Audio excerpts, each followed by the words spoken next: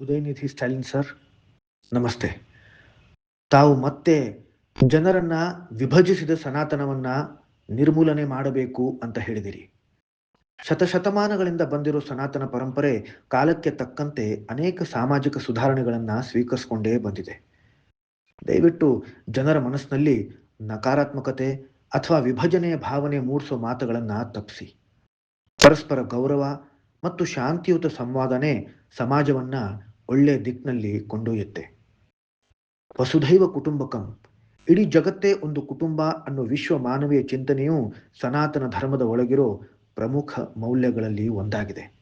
ನೆನಪಿಡಿ, ಸನಾತನ ಅನ್ನೋ ಪದ ಕೋಟ್ಯಾಂತರ ಜನರಿಗೆ ಕೇವಲ ಒಂದು ಸಾಮಾಜಿಕ ವ್ಯವಸ್ಥೆಯ ಹೆಸರಲ್ಲ. ಅದು ಅವರ ನಂಬಿಕೆ, ಸಂಸ್ಕೃತಿ, ಪರಂಪರೆ ಮತ್ತು ಆಧ್ಯಾತ್ಮಿಕ ಬದುಕಿನ ಭಾಗ. ಹಾಗಿರುವಾಗ ನಿರ್ಮೂಲನೆ ಮಾಡಬೇಕು ಅನ್ನೋ ರೀತಿಯ ಕಠಿಣ ಪದಗಳು ಅನೇಕರಿಗೆ ತಮ್ಮ ಧರ್ಮವನ್ನೇ ಗುರಿ ಮಾಡಲಾಗಿದೆ ಅನ್ನೋ ಭಾವನೆ ತರಬಹುದು. ಆಗ ಚರ್ಚೆ ಸುಧಾರಣೆಯ ಬಗ್ಗೆ ಇರದೆ ಭಾವನಾತ್ಮಕ ಸಂಘರ್ಷದ ಕಡೆ ಹೋಗುವ ಸಾಧ್ಯತೆ ಹೆಚ್ಚಿರುತ್ತೆ.